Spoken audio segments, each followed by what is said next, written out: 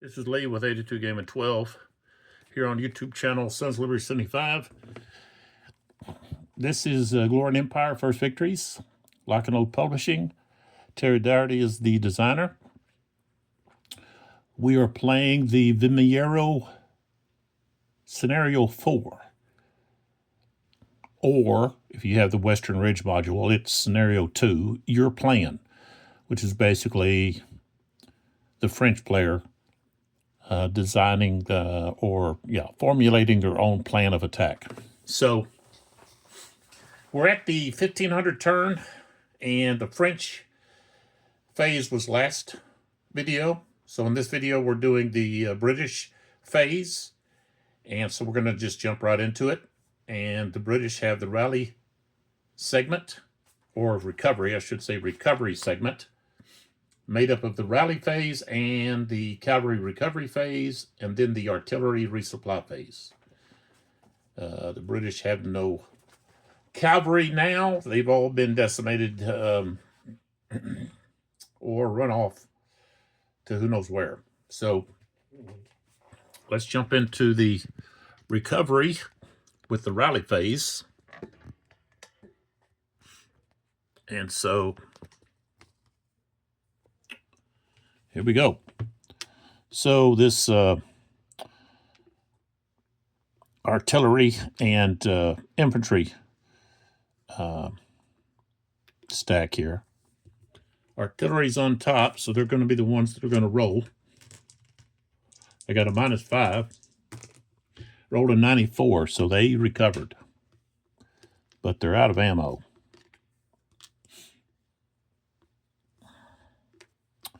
All right, so now we go here with this broken unit. They've got -15. Rolled a 79, so they're going to rally.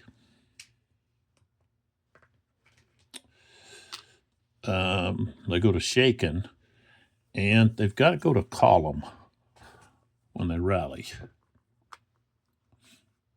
So we're going to turn and face them that way.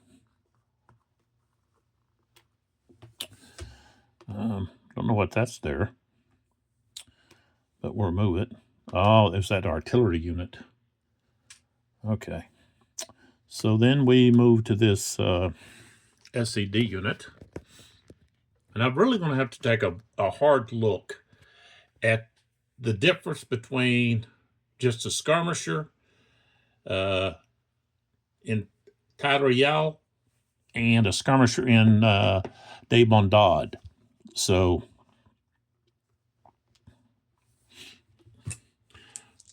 company size, there's not really any difference. It's when they're in a battalion. Well, there is some difference, because if they're in De Bondade, they have all around facing. And but I've got to take a closer look to see that, because I don't think I'm doing the skirmishers in De Bondade correctly.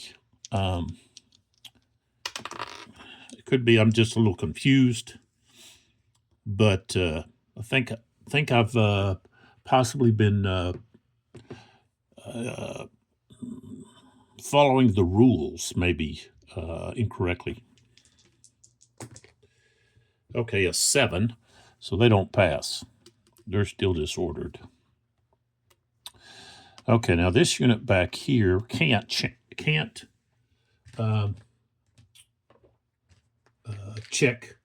or try to recover because they are shaken. That's what that orange disc is. And they're also out of order because their leader, well, I think their leader was taken out. Yeah. So actually all of 4th is out of command.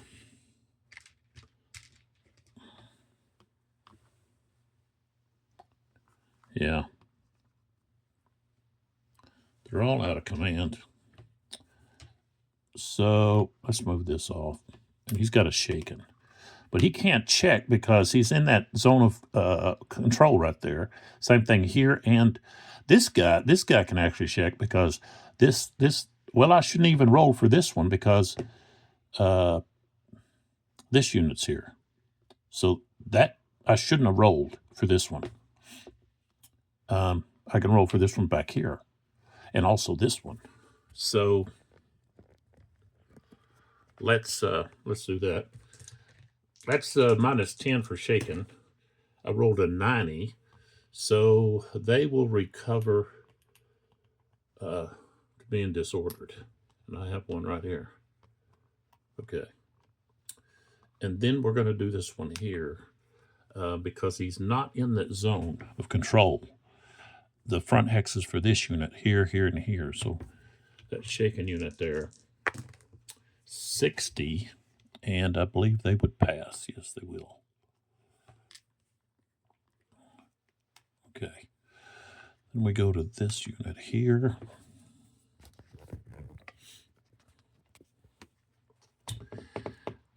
And they're disordered. 13, so they stay disordered. All right, and then we move over here, and what we got? Let's see, this unit's in a zone of control. This unit's in a zone of control. This unit and that unit are not, so we can get this unit back here. 62. They will see what they've got here. Okay, they're going to recover.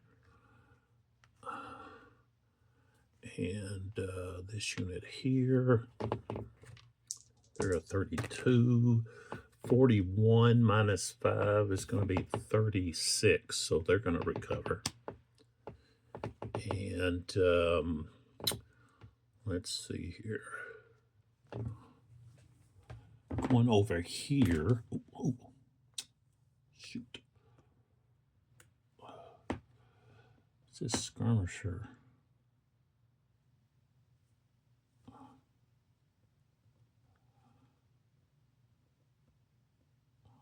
I guess he's there. All right, so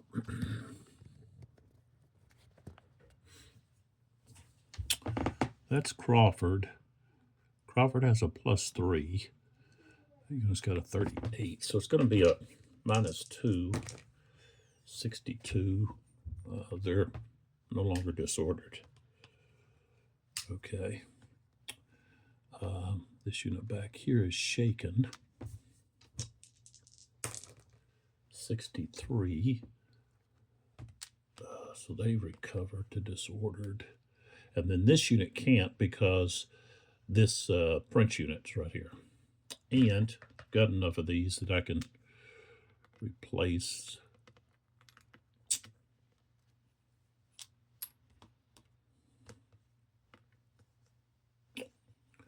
See, I think he was facing like that. So, skirmisher, disordered. And then, back here,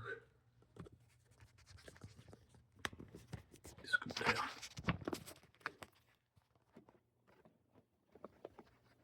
We've got a shaken unit back here.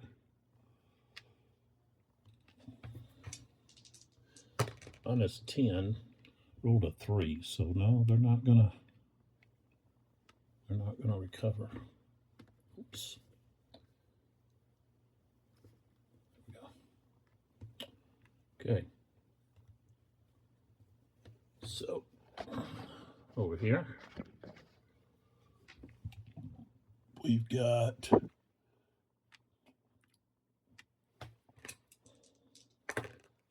-16. They don't recover. And then this unit here is shaken. So -10 plus 5. 42. That would be 37. Okay, so they're going to improve to there. Now let's check our artillery units for resupply. We've got to be on a trail road And they've got to roll an 8 or 9. If they have a leader stack with them, it's a +2 to that die roll. I got a 2, so that one doesn't get resupplied. The next one, an 8, so they get resupplied.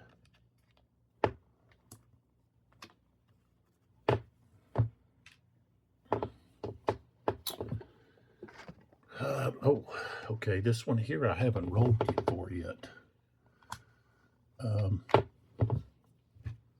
So we've got recovery-wise, that's this is -5, +6 is a +1. 41. Okay, so they recover. And then we can roll +2. They got a 1, so now they don't get resupplied.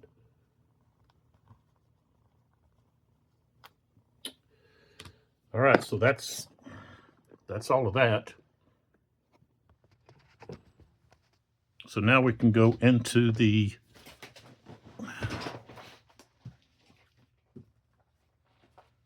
fire phase, fire segment, and the artillery fire segment of the non-player,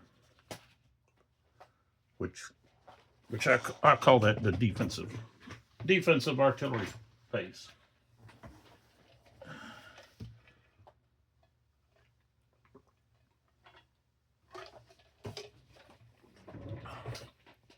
All right, let's get started.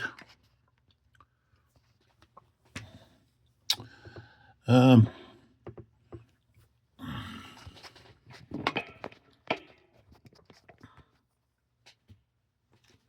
we'll start with this SED unit. They have all around facing, so they can fire into this hex. So they've got a strength of 2. And move this unit over. I guess they're facing that way.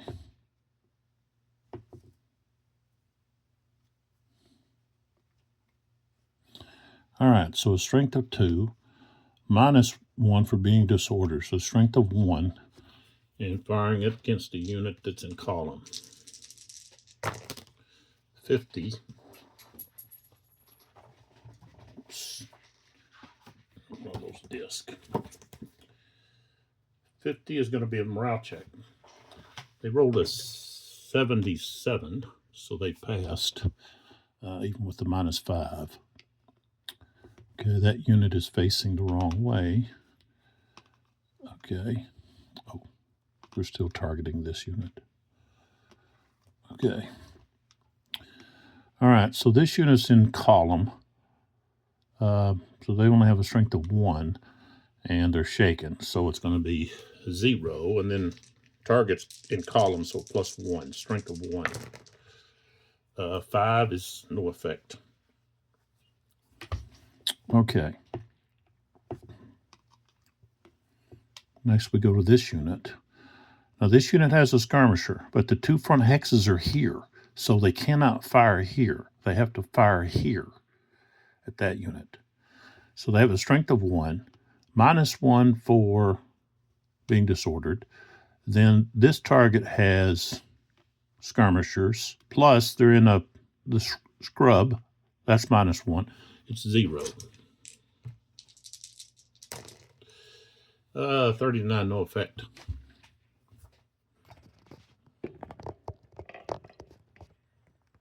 All right, so let's move along here.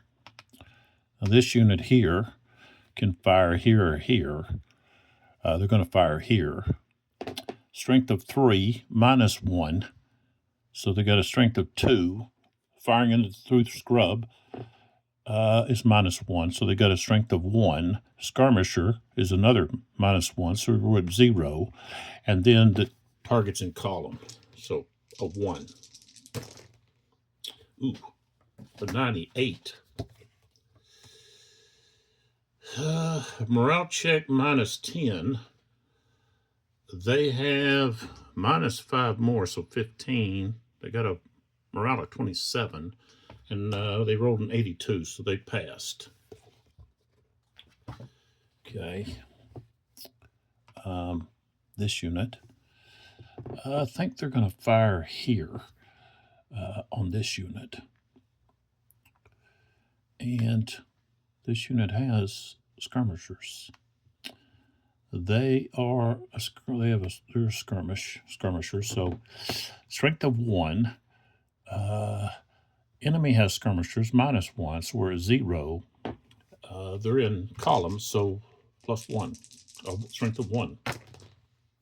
59 should be a morale check. No, need a 60. All right, so then we move to this unit here. They're shaken. Strength of 3, -1 is 2. This has skirmishers. Now we're at a strength of 1, but they're in columns, so +1. So strength of 2. 52. Okay, morale check. The defender rolled a 93, so they passed. I don't even have to look. This unit's facing the wrong way. That unit there didn't have a skirmisher.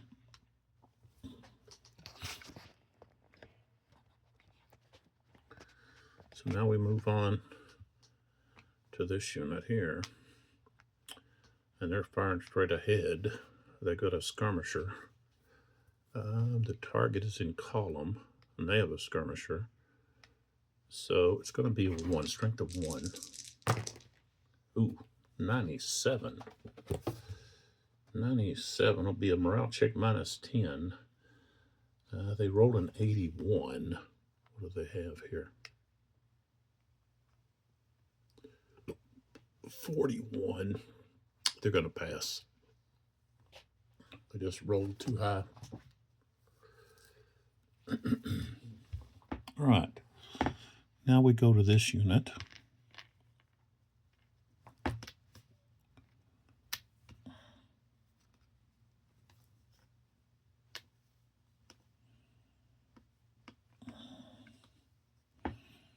So, SCD unit, strength of 2. They're going to fire at this artillery here. 2 stacks of artillery.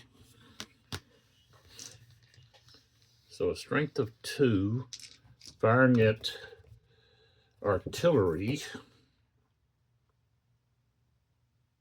alone is -1.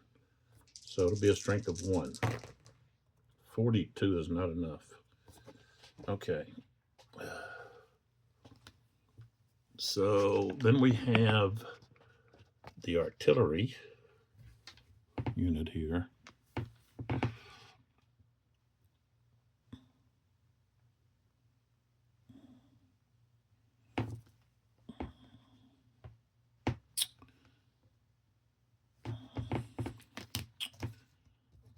Let's see what it can do here. Yeah, I could fire at either one of those. Could fire here or could fire here. I think he wants to fire at the artillery. So strength of 2, -1 for the artillery. About all you're going to be able to do is get a disorder them. 71. Okay. Strength of 1. 71 is a morale check. And they did fail their morale check. They rolled a 4. So they were able to disorder them. So that does limit their firepower a little bit.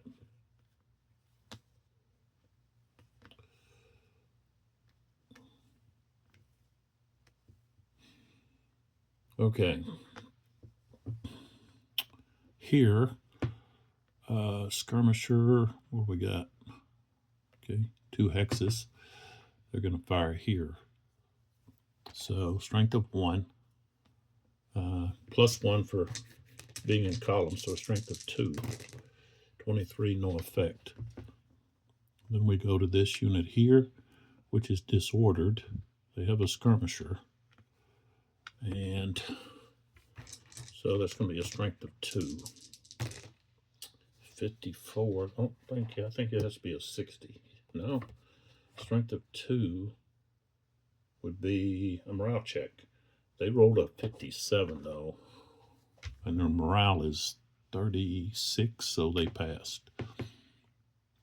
All right, so that's all of the French fire. Now we go with the British fire. Now we go with the French artillery. And we have this battery of guns right here. And they're firing at this unit here. 1, 2, 3. They can fire up this slope. So strength of 4.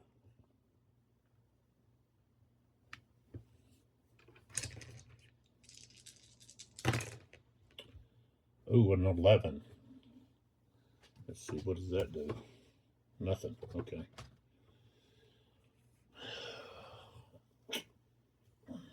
French have not rolled well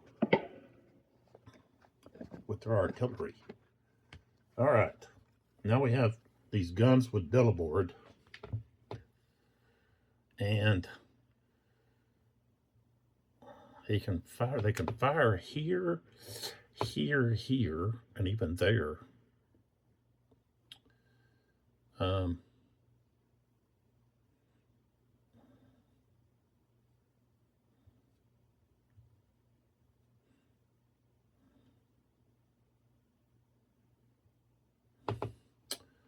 I think this guy should probably be pointing that way.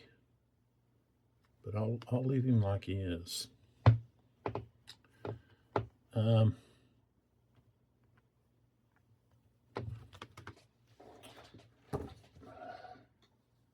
I think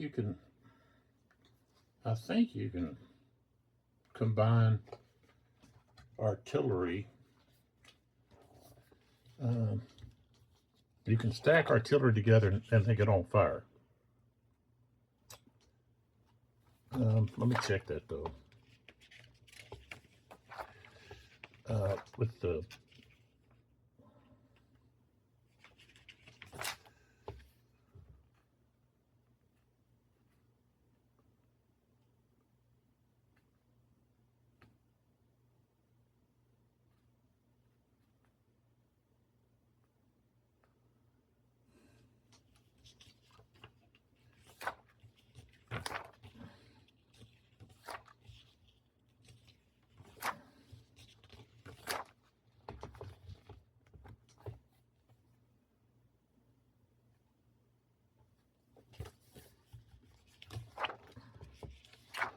I'm just looking for the dealing with the fire combat.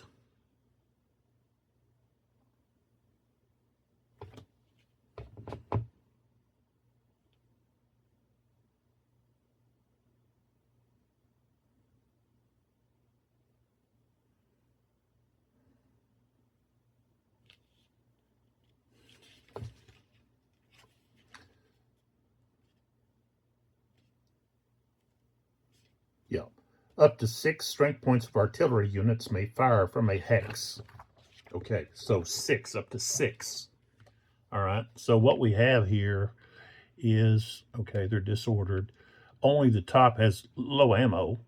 So we've got 4 and 2, so that's 6 right there. And then we get 2 more from Delabord, so that's 8. We got a strength of 8. Disordered, -1. And then if we fire here into this village, that would be +3. They're in column. They've got the SCD unit, and they also have the village. So that's -2, -3. So basically, it evens out. Let's see. So you have -2, -1. That's -3, and then +1 for the being in column. So that's, let's see, -2, -3, +1. So it's basically would get to add 1 to the strength firing into this village. So they would be firing with a strength of what? So we've got 8 here, -1 is 7, +1 is, so we'd be at 8. So why not? We'll fire at the units there.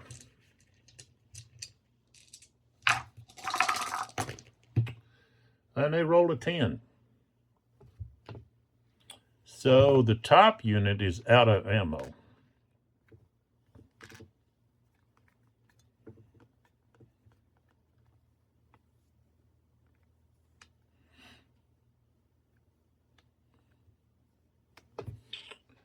And the bottom unit, I have to roll less than an 8 or less, okay. They have not had any success with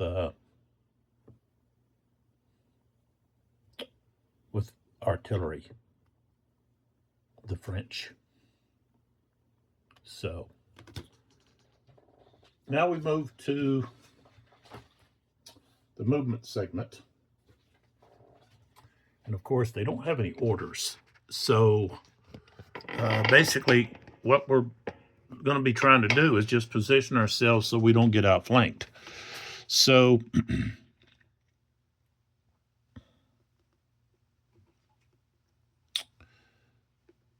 this artillery is not going to really be able to go anywhere. They're out of command, so they're only going to have 3 points of movement. So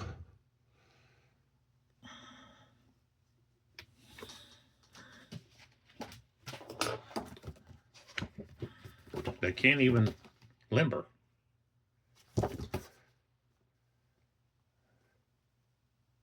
Yeah, out of command, 3. Takes 4 to limber. So basically, it's like, well, we'll just have to abandon the artillery.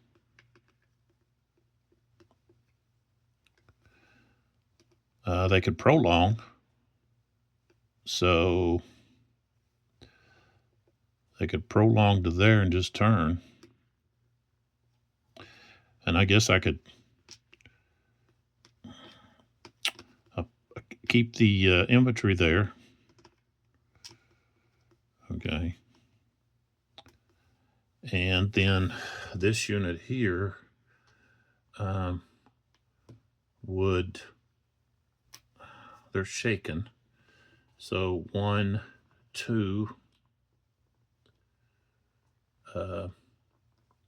3. So they move to there. And of course, they want to throw out a skirmisher.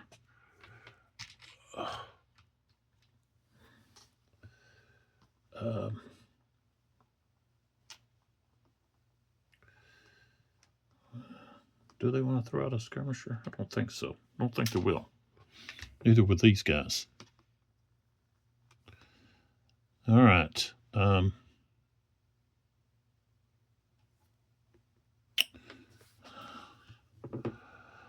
So Nightingale will have this unit back there. Well, this unit here is going to move out of this zone of control, which costs 2, but they're going to get fired on as they move. So strength of 1, -1, but they're also firing into the flank, so that's going to be a strength of 2.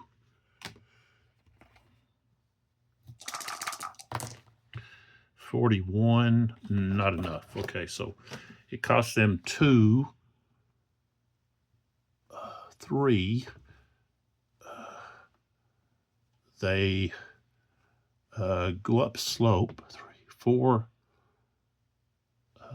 4, 5. turn. I think they just stay like right there. No, they've got to move up. They go right there. And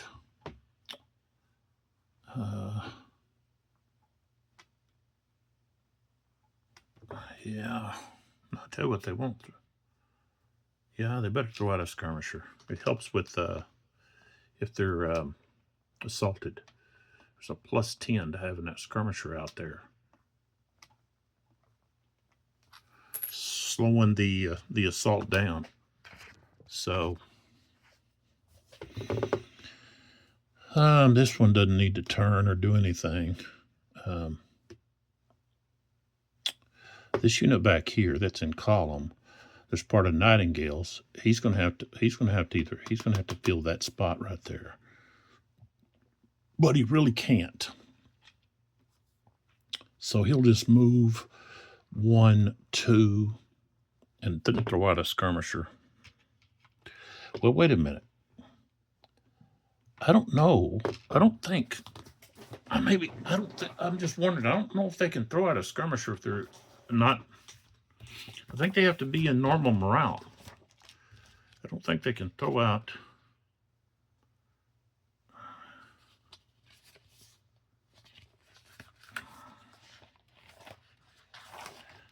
Okay.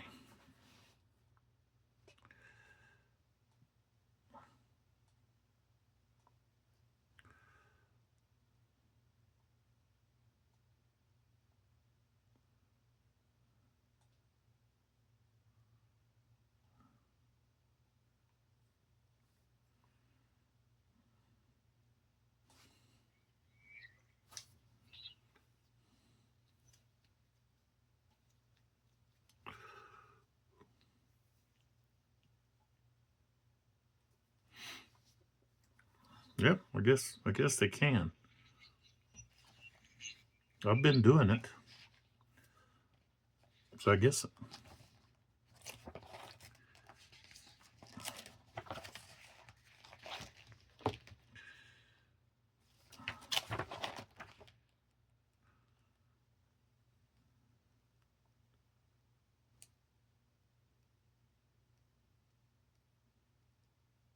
Okay, units in disorder are not allowed to voluntarily change formation, even as a reaction.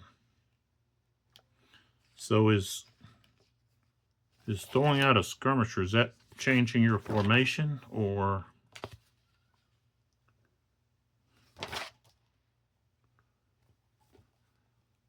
it says only units in line or column may deploy skirmishers?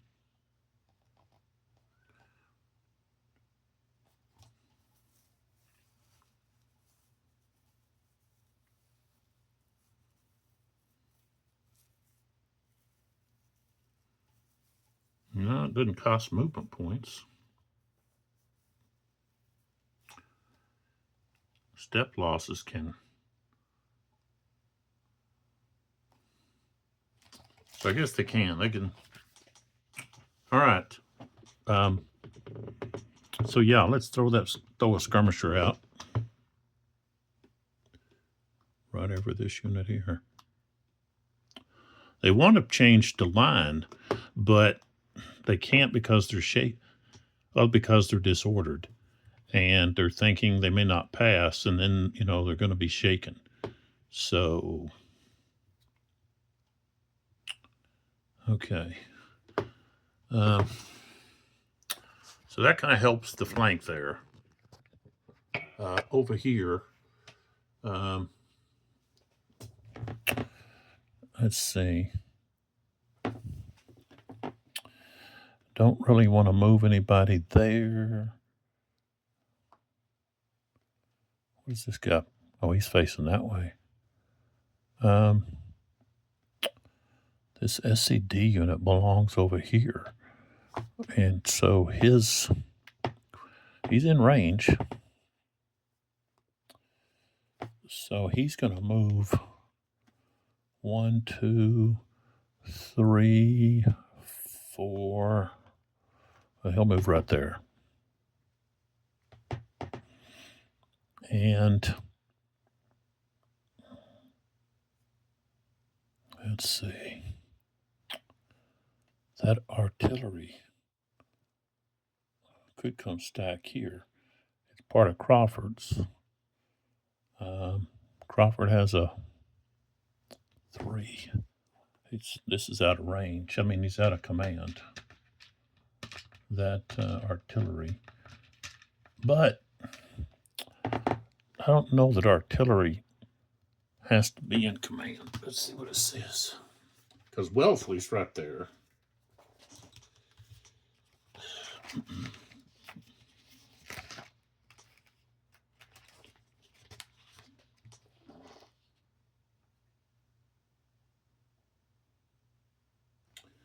Well, they do have it on the terrain chart, out of command artillery.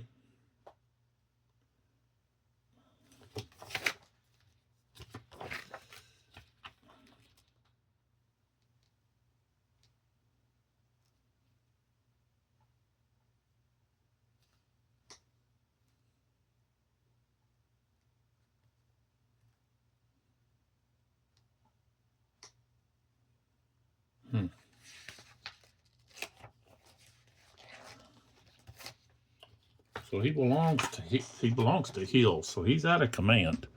So put that on him. So he's got to get within command. So he's got only a movement of 3. So 1, 2.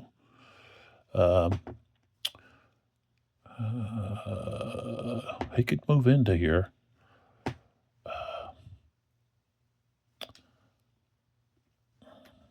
Okay, he'll move in. Stack with that unit.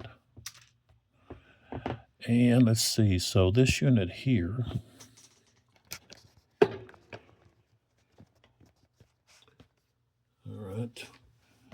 This unit here has to stay facing where they're at.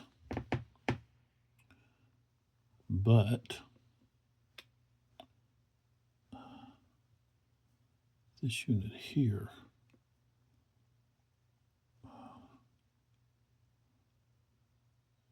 is going to move. Well, oops.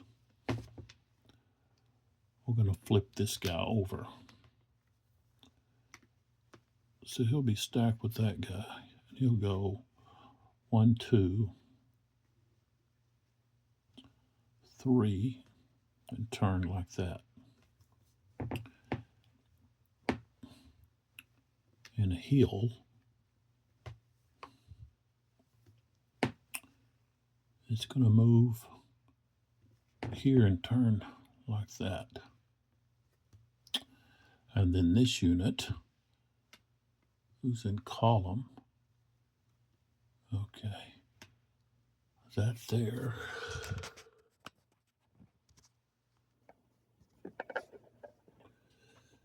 Let's see what we got.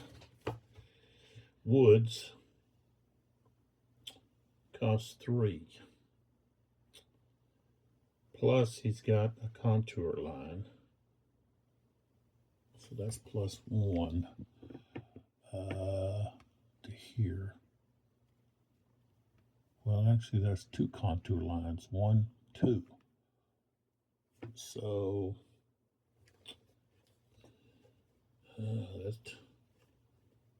that's going to be a hexad obstacle.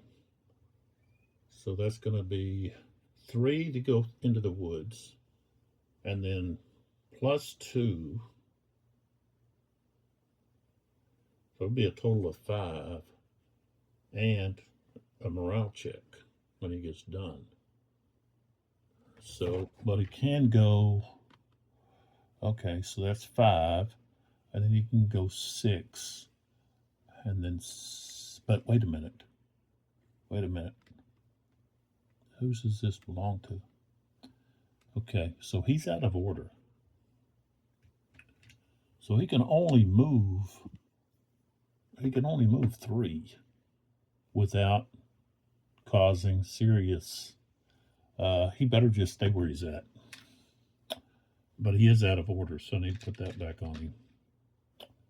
So he's out of order, But he needs to rally first before he starts trying to move, because he's going to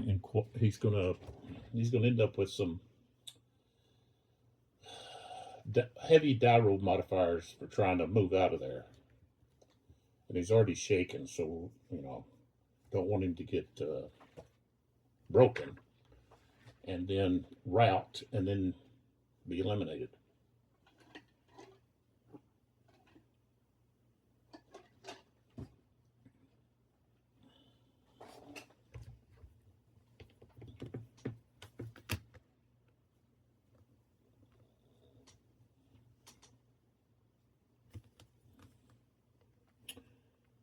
All right, so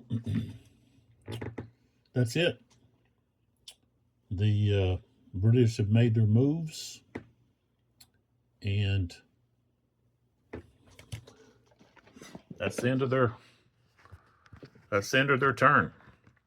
So we've got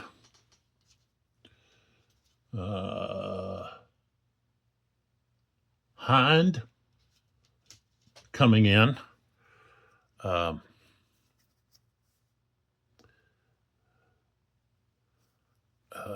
He's replacing Bows, so we'll put him on. We'll put him in right here.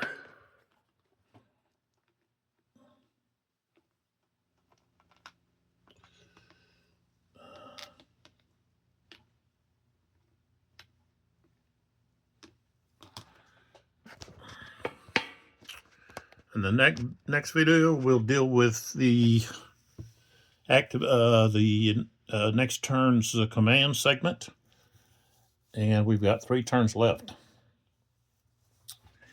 And if we look at just to talk about the victory conditions for, that's the wrong book.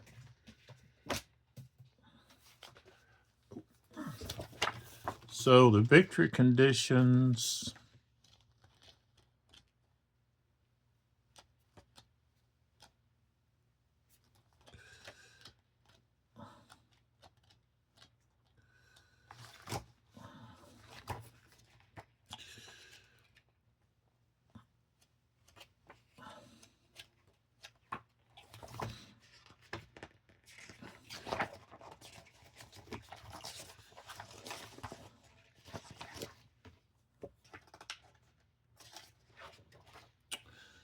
okay, 65 is where the your plan starts. Okay, so 65, and let's get my light over here.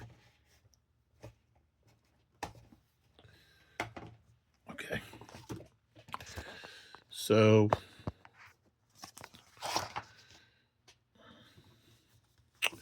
victory conditions.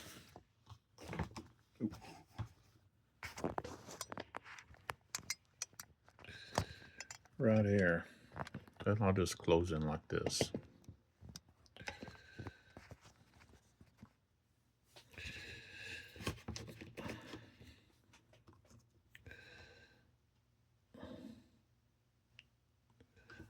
Okay, so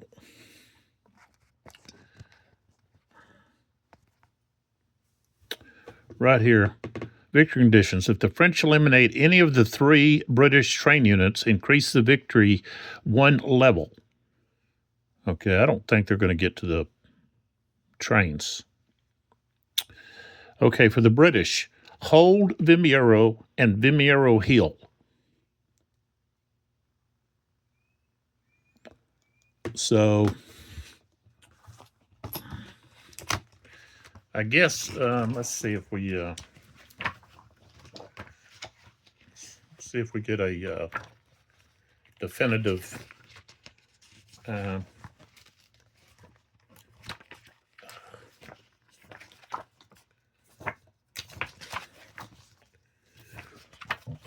description of what the heel is actually.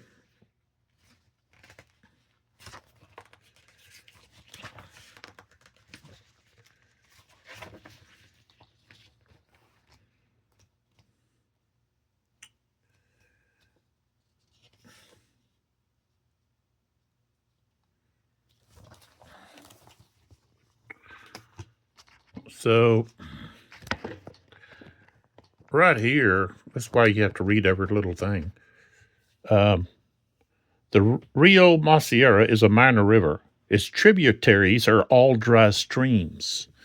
And I was calling that a minor river, the one that runs by Toledo.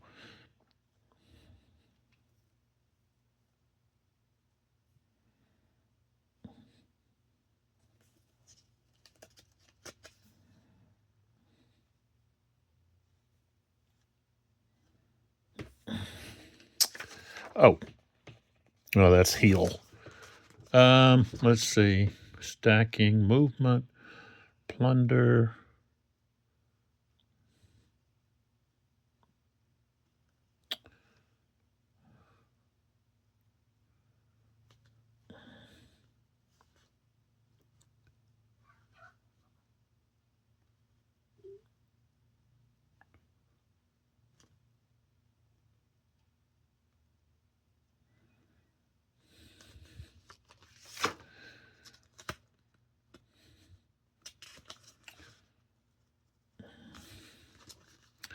I think maybe they're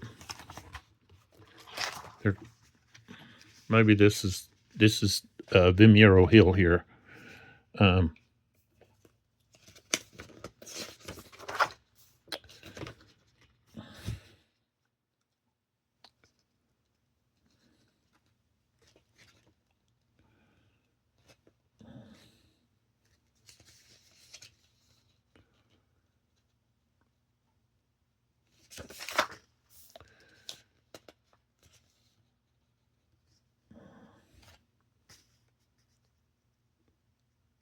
Okay, here we go.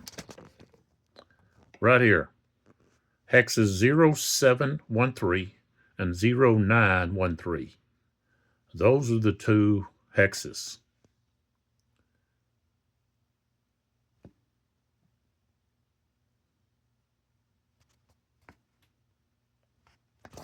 Okay, so if we look for those two hexes, I'm going to have to.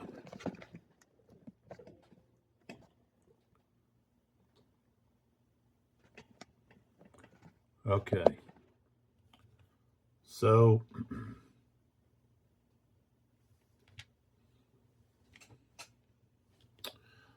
that one there, and then this one here, I think. No, let's see. Must be this one. 713. Yeah, it's this one right here. It's going to be that. Those two hexes. That hex and that hex. Okay. So that's Vimeiro Hill. So let's go back to page 65, or actually 66. Okay, so we go back to page 66. So the British, if they hold Vimeiro and Vimeiro Hill, that's minor, hold Vimeiro and Vimeiro Hill and inflict more losses on the French than are received, that's a major victory. Decisive victory drive the French from the Champ de Bataille.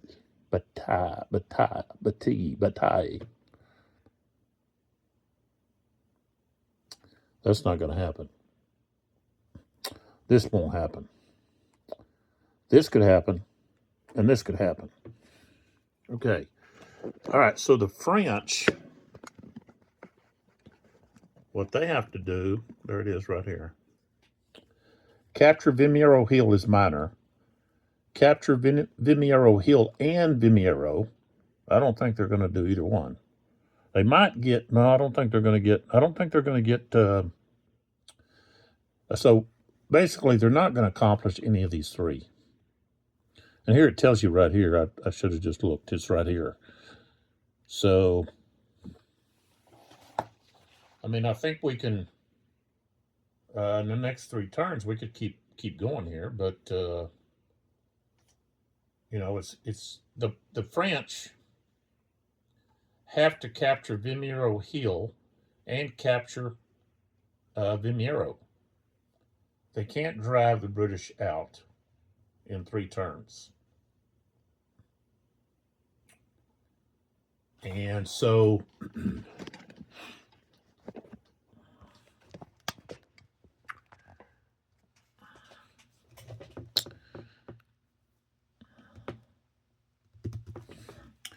and I could tell you where I went wrong with the French is that I had all of the cavalry on one side of the of the battle. Junot sent all of his cavalry over here and should have kept, or maybe should have kept all of it over here behind the lines. And then as a gap opened, you rush them through and just kind of feint over here. But because you have to take Vimeiro in the victory conditions and put a lot of pressure over here. And that's why you need more terrain on this side over here.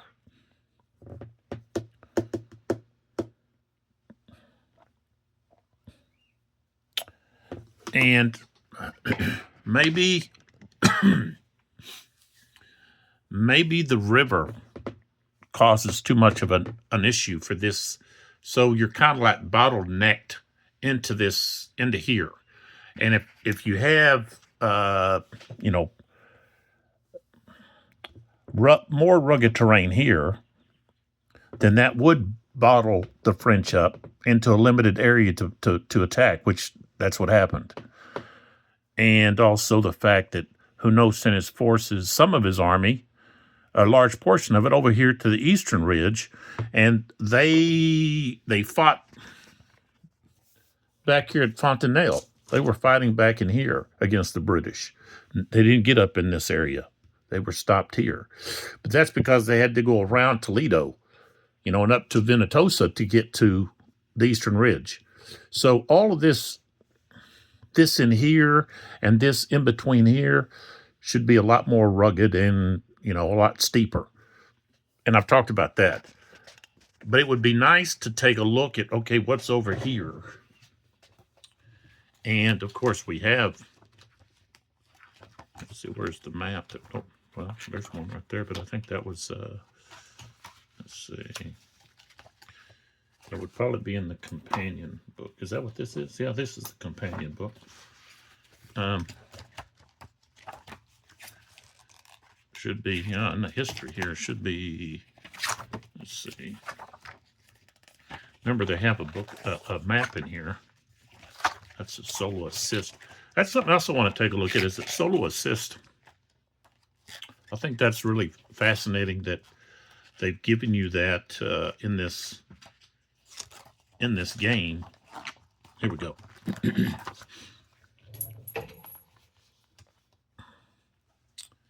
So,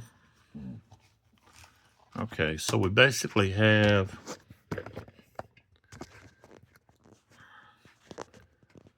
let's see, let's scoot this over this way so that we can kind of look at it like this.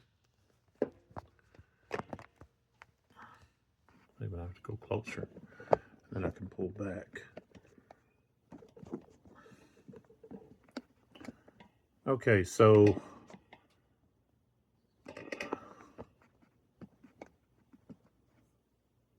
here's Vimeiro, and here's Marciera. So basically, let's see, we turn this just a little bit like that.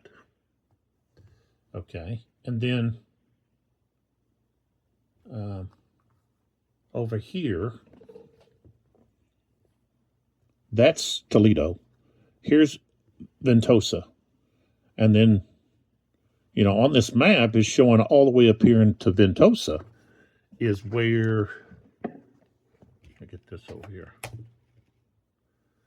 is where Solanac encountered Ferguson and Nightingale. And then Trant was way up here. He had moved way up here, went a long way around to go up here and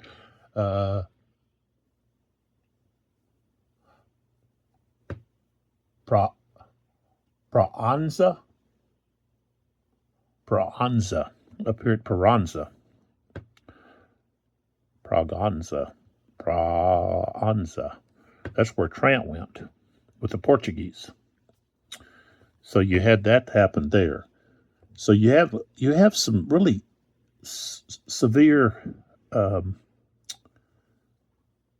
elevation changes here between Toledo and Ventosa. That's why they had to go by the road.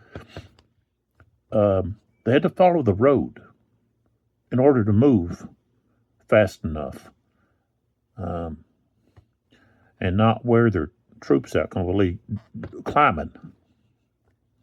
So if we look over here on this side, okay, it's like, okay, why not attack on this side? Okay, over here. Now, here's this road here. Okay, and if we look at the map, let me pull back. Okay, so there's Ventosa. Vimeiro. Here's this road right here, and that's gonna be this road here, right here. Go straight into town there. So we want to look over here, okay? And of course, here's the Maciera River, okay? And so it's running here. So that area there is not going to be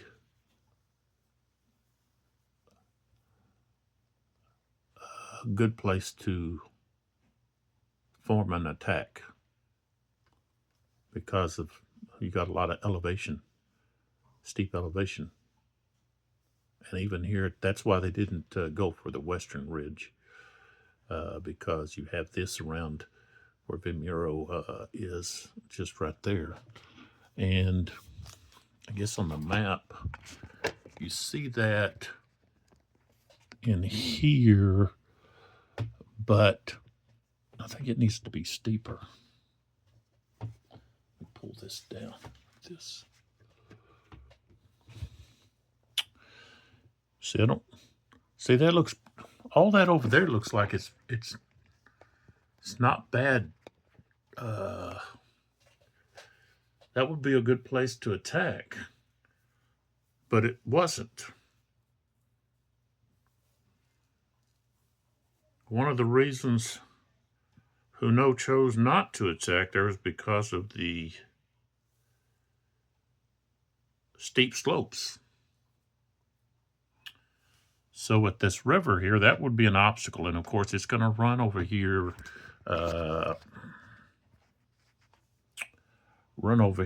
So all of this over here, maybe that's why they're like, okay, we just cut the map off here because this is going to be terrain. It's going to be,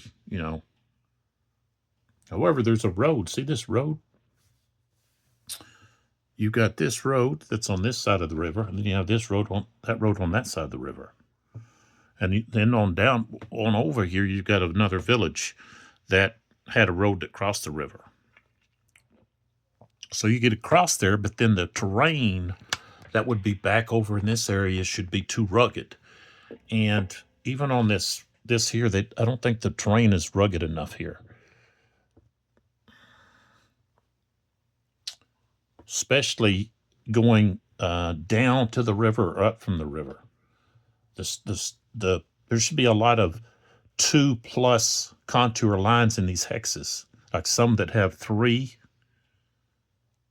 Okay, contour lines. So you're having to make morale checks because of the rugged terrain.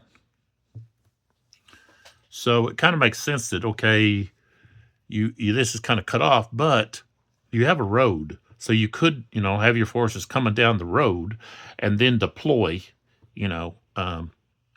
because originally, of course, the British are not way out here. They were strung across here. Okay. And Wellesley had a lot of his forces on that western ridge because he was thinking that Huno was going to come down this road over here and attack.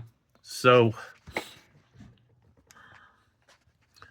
maybe that's why they chose to just cut this right here and not put that in there, because you're going to have, but still it'd be nice to have that, because then you could decide, but you're not going to want to, really, there's not a lot of really good terrain, fighting terrain, offensively. Defensively, hey, this is what you want. But offensively, trying to maneuver and attack, it's not what you want. So it'd be kind of nice just to have a, maybe turn this sheet like that and lay it in here instead of just, it's like this way. You could have just butted it up against this and had the Western Ridge. I don't quite understand why they chose to go that way with it instead of just adding another sheet on right here and extending it that way. But I've already talked about some of my disappointments in the map, not in the way that it looks, but in terrain that seems to be misrepresented. So I don't know that I really need to continue besides doing a video over the losses, because the British have held out. And if we look kind of closely in here, the French have shaken. Okay, you have to be fresh in order to really be any benefit in an attack. And of course, if you can get into be fighting in where they're at the village, you can get to cold steel. But that's the French. Just their morale is too low right now. And it takes, okay, if they're shaking, that takes two turns to get fresh. And of course, if you're adjacent, you can't. And so, the British want to probably, move adjacent. They don't have to actually assault, but just move adjacent so that, these units that are shaken or disordered can't, if they're able to get the initiative next turn and get some command, some orders, then of course they want to push forward and engage these guys before they can try to rally. And they're not going to really have to worry about the cavalry over here because it's going to take, two full turns for this. Back up here. This cavalry unit is going to take 2 full turns. So, they wouldn't be able to do anything until the last turn. Same thing here. And they're not going to be able to get to the wagons, or they're not going to be able to turn. So the British have been successful. And so we really have it's kind of played out much like the battle itself in who won, who lost, so forth. One thing was that he just withdrew because he had thrown his men in time and time again, and they were repelled. They were pushed back. So remove that. What we need to do is now we can just, kind of count through and find out what the losses are. But that really doesn't really matter because the French, their victory conditions don't revolve around any losses or causing losses. It's all about capturing the town and the hills. So, and I don't see, they're not going to push the British completely out. And I don't see them capturing the hill. So it's going to be a British victory. And the level of victory is just dependent on,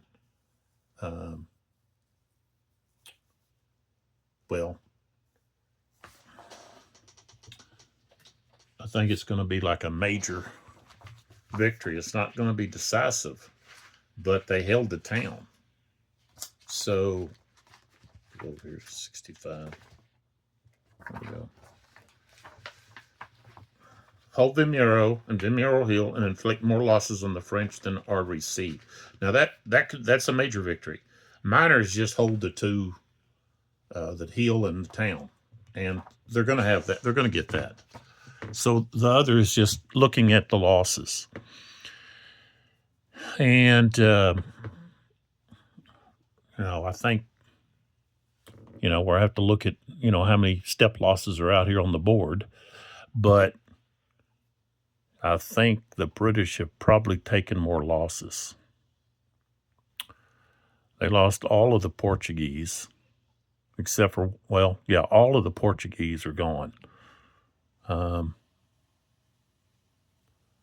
then, they've got quite a few battalions. They've got 1, 2, 3, 4, 5, 6, 7, 8, 9, 10, 11, 12, 13, 14, 15, 15 battalions. 1, 2, 3, 4, and that's not counting the Portuguese. We're just talking about just the British.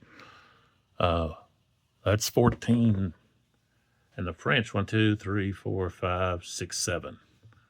So, just looking at that, because see, we can look at that. Over here we've got. Let me get rid of this. Get this light back. Okay, so if we look at this, that's the British. The French losses. Move this.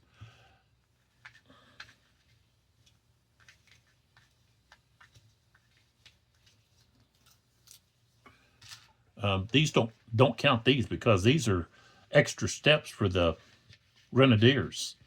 So if we move those off, okay. The only loss we have over here is Thibault. Okay, he was lost. And then we have Lasson and his replacement, a battery, Charlot and his replacement. Okay. Charlot's 2 battalions, and then all but one of Solinek's. Okay, and then 3 up there. 4. So that's 4, 5, 6, 7, 8, 9, 10, 11, 12. 11. That's a leader. So 11 battalions. And of course, we'd count the ones that are on the board. But then we go over here.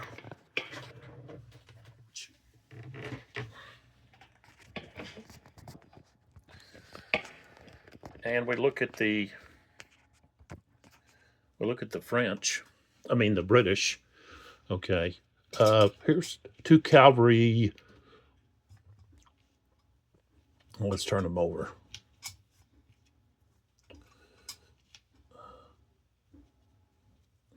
Regiments, I guess. These are small regiments. And see, the French have not lost. They've lost steps in their cavalry, but they haven't lost an entire unit. While the British lost all their cavalry, which they had 2 companies, squadrons, I guess, down here, and then they had 3 up there. And that was a big, huge regiment. But these other 2, they were almost just like 2 squadrons maybe or something. And of course we got the green jackets. But when we're talking about battalions, we've got 1, 2, 3, 4, 5, 6, 7, 8, 9, 10, 11, 12, 13, 14, 15, 16, 17, 18, 19, 20. So 20. That's just battalions. when we haven't counted what's on the board that have been that are either routing or broken or have lost a step. So I think we can easily say that we have a British minor victory because they've taken more losses than the French. And in the next couple of turns, I don't see anything changing.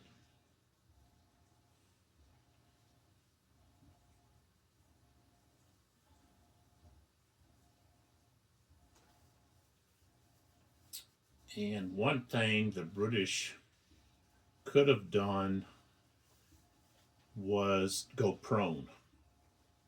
You can use the prone feature in which Wellesley had his men do, which other countries kind of frowned upon it as cowardice to lay down in the face of fire or the threat of fire, whether it be from cannons or muskets. But the French, Wellesley at Quatre Bras,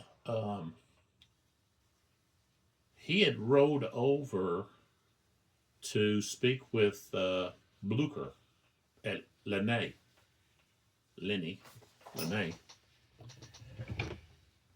and he even suggested to Blücher that, hey, why don't you move your men back and use the terrain to, protect your men and have them lay down and so forth. And Blücher didn't take his advice, and really should have, because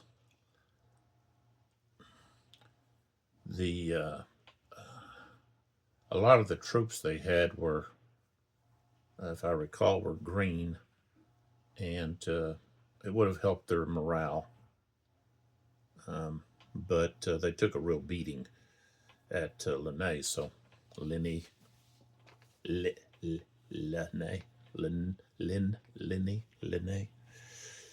But the prone would help. Let's see what the counter. See, it gives a -1 to fire, for one thing, and that -1 can make a huge difference. So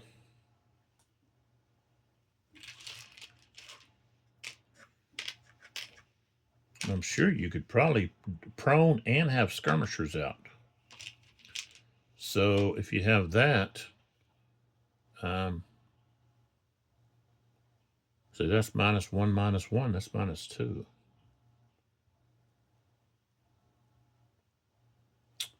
I'd have to look at what the rules are specifically for prone, but that could be looked at. So we're going to stop the battle here and proclaim a British minor victory. Who knows? Going to discover that he's not going to be able to force the British off the battle. He's not able to take Vimeiro or Vimeiro Hill, and he's taken too many losses, even though he's dished out some serious losses. The British had larger force to start with, so we're going to end up with the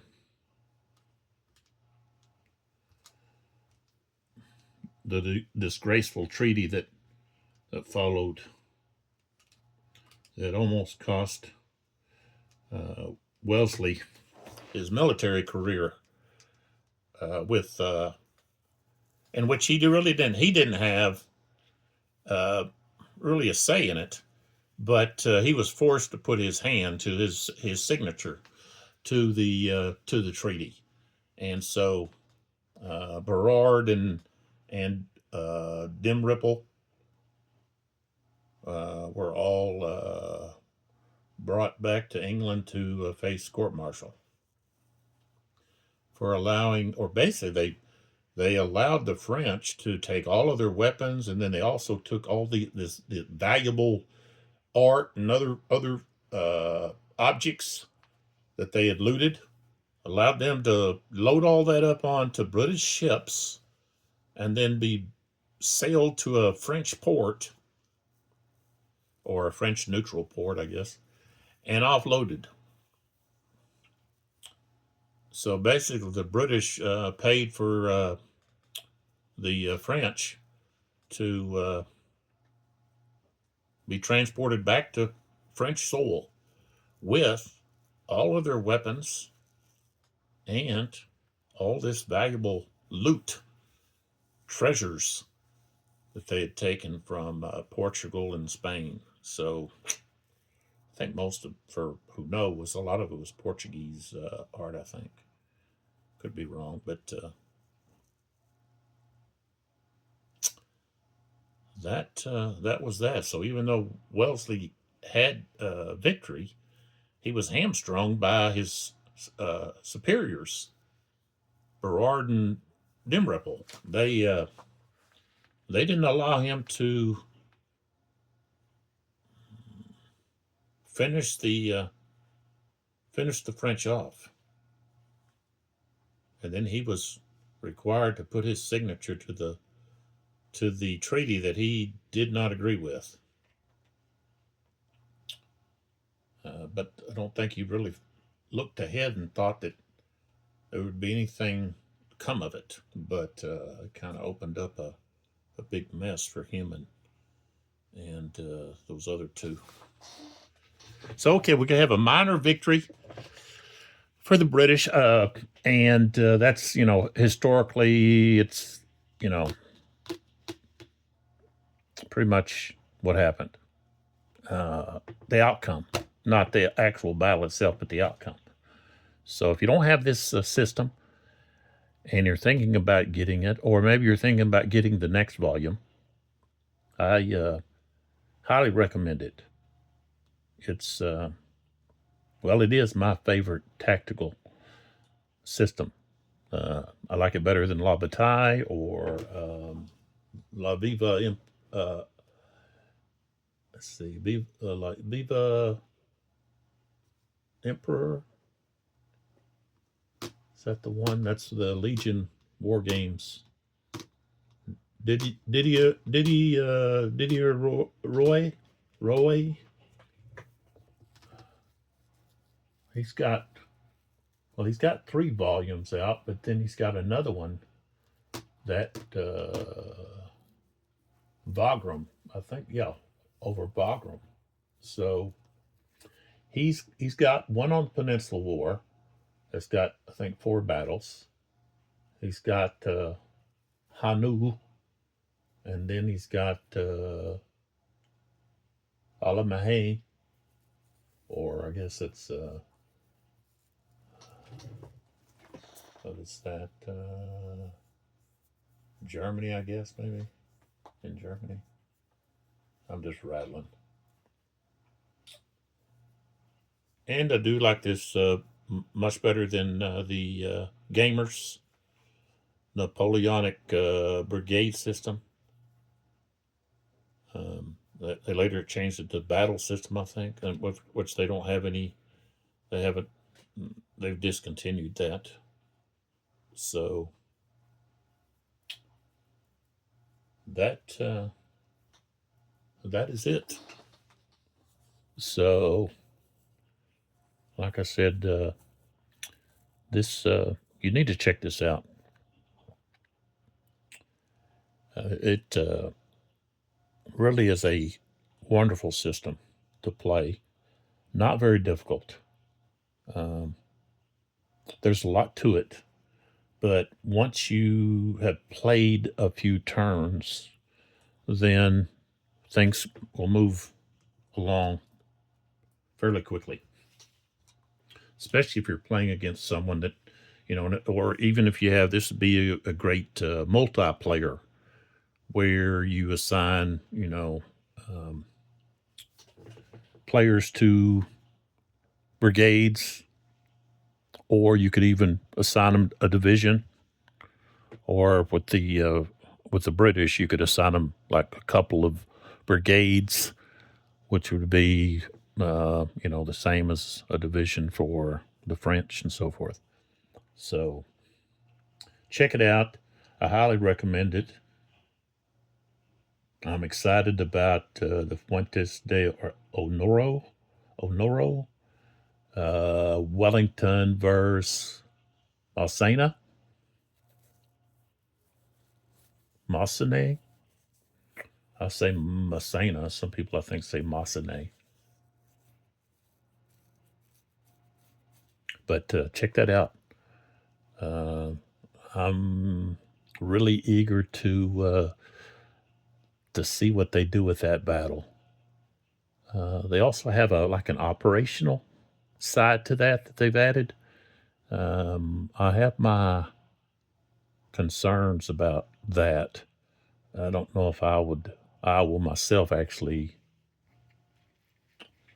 do that. I think I've looked at that, not with that, what they're doing specifically, because I don't know what they're doing, but I've looked at that idea of taking operational and then trying to transfer it over to tactical when it's time for a battle. Operational to maneuver, and then tactical you close in. But I don't know. I struggled with continuity, the getting the terrain and all of that. I guess you could use tiles to put terrain in that would change based on where you actually set your army up, whether at a river crossing or in a mountain pass or on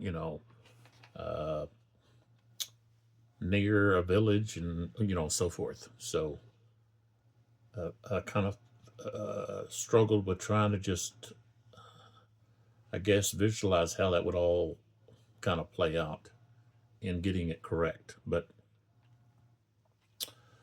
we'll see what they've done with it. It'll be interesting to see how they. It's almost like you have to funnel the armies into that specific location, and I don't see how that works. I mean, you have a map with a specific terrain and features and town and so forth. And then you have our operational side. Well, what if they end up over somewhere else and fight?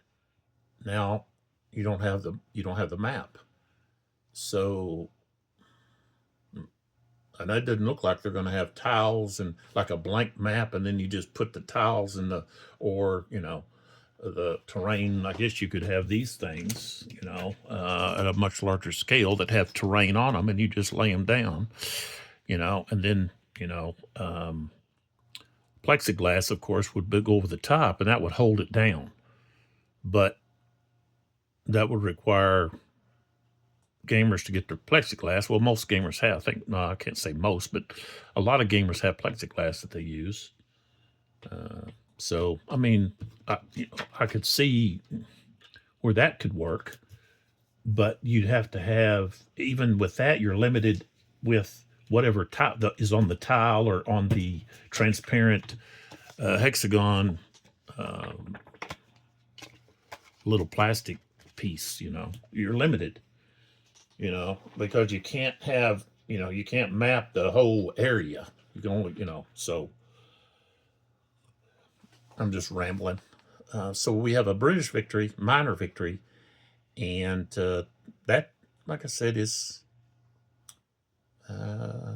what happened historically. I believe was a minor victory. It wasn't really major. I mean, they didn't crush the French. The French were able to withdraw and end up being able to be sent back home. So I hope you enjoyed this series of videos. Right now, I'm working on the Monmouth series, comparing GMT and SPI. I've got I just got in the mail the old SPI Cedar Mountain magazine game. I don't know what year that came out, and that's part of their Civil War series that they had. I don't know what the name for that series was, but they had quite a few battles. They did quite a few battles, and I don't know if GMT picked that up basically and continued that or what. But so I've got, of course, I've got Cedar Mountain with is it Revolution Games, the Blind Swords system. I think I have a Cedar Mountain battle there that I could compare. Multi-man publishing. I believe I've got a Cedar Mountain there as well. I believe, but I'll check that out. But I also have I have quite a few that I need to get out. I did the Hoplite, and I want to do Alexander the Great, the Daidochi scenarios. I want to play some of those. And I've got some more Napoleonic. One's a La Bataille, deals with a battle close to Dresden. And then I have the Spanish Saguntum, the Spanish version, basically the Spanish La Bataille series. Made a few battles, but I've got that I want to game, and of course, Saguntum's a battle that I don't know any other game company has published that. So I actually still have that. Let me pull back a little bit more here.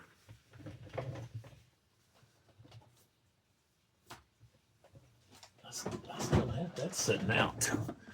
So I can move this out of the way. So les batailles des campagnes de Espagne et to Portugal. So Sagunta, La Bataille Paul Valence. It's a nice little painting there. And so we've got the Spanish over here, and then we have the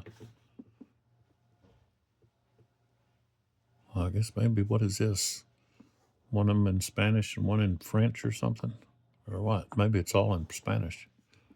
Yeah, it looks like Spanish. So we've got Suchet versus Blake. And they have a Salamanca. It was called the Los Arapiles, the two hills.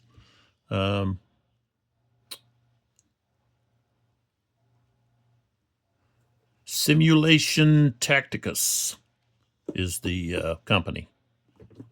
So I'm excited to get that. I had, like I said, I had the game that had to do with the Salamanca battle, Los Arapiles, however you pronounce that. I had that years ago, and I got rid of it. At one point, I had all these games, and I was coaching and didn't have time to do anything with them, and I sold them all. And it's taken me a while to track some of the ones I had down, and some of them probably will never have again. So, but I really enjoyed going through this, and like I said, I'm really excited about the next one because Fuentes de Honoro just doesn't have that many published games on that battle. So I've got let's see, I think it's SBI. It might be when they became TRS magazine. It was a magazine game, Puentes de Honoro. And Kevin Zucker actually, he did the map. And he might have been involved in other things, but he's credited with doing the map. Whether, I don't know if, I guess he did, but I think I asked him one time about it.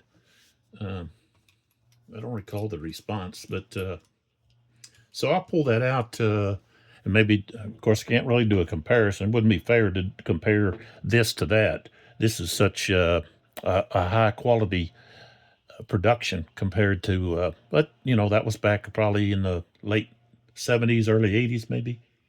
So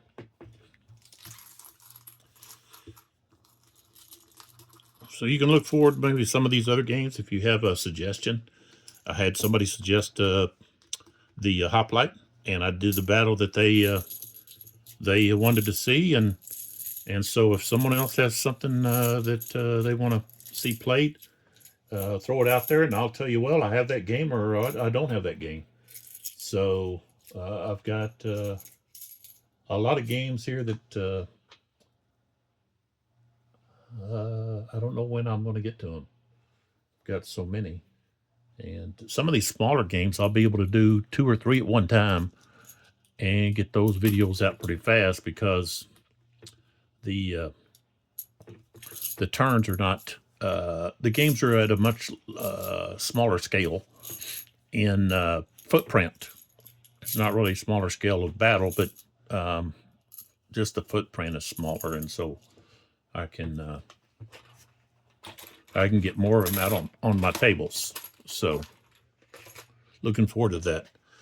So I appreciate your support, and we'll see you in the next video. Will I think have to do with Monmouth. I'm going to keep going with that. So it should be the second turn of the SPI Monmouth battle. I've got to do like 3 turns for every 1 turn in the GMT because of the difference in the time scale. So.